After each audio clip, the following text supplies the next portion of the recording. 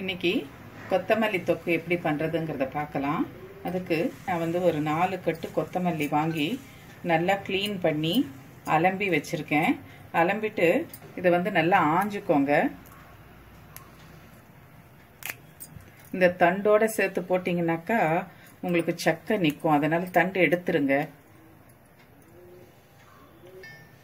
அதோட 2 பெரிய வெங்காயம், அப்புறம் 4 பல்லு பூண்டு. இது வந்து ஆப்ஷனல் தான். வெங்காயம் பூண்டு வேண்டாங்கிறவங்க அவாய்ட் பண்ணிக்கலாம்.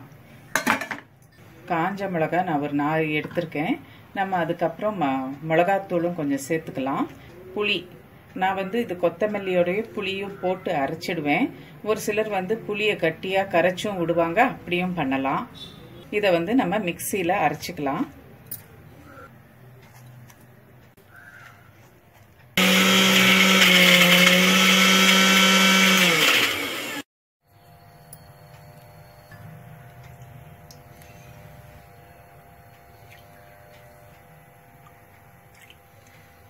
இப்போ வாணலியில எண்ணெய் விட்டு கடுகு தாளிக்கணும்.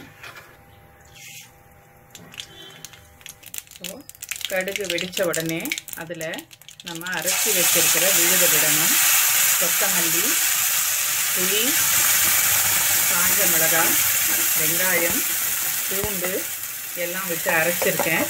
அந்த விழுதை இப்போ எண்ணெயில விட்டுடணும்.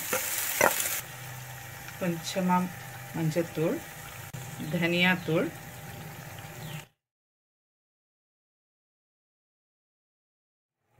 மிளகாத்தூள். நான் மிளகா போட்டதுனால கொஞ்சமாக மிளகாத்தூள் போடுறேன். காரம் வேணுங்கிறவங்க இன்னும் சேர்த்துக்கலாம். விழுது நல்லா கொதிக்கணும். கொஞ்சம் பச்சை வாசனை போக கொதிக்கட்டும். மூடி வச்சிருங்க, ஏன்னா தெறிக்கும். கொஞ்சம் கொதிச்சதுக்கப்புறம் உப்பு சேர்த்துக்கலாம். இப்போ உப்பு சேர்த்துக்கலாம்.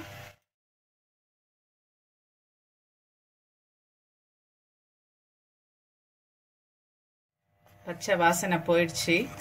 கொத்தமல்லி தொக்கு நல்ல வாசனை வருது. கொஞ்சம் வெல்லம் சேர்க்கிறேன். ஆப்ஷனல் தான் இது.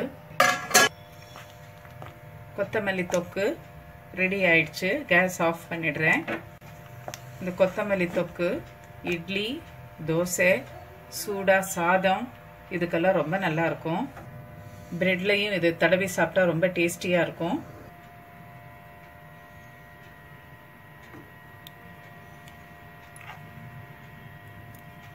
டேஸ்டி கொத்தமல்லி தொக்கு ரெடி ஆயிடுச்சு.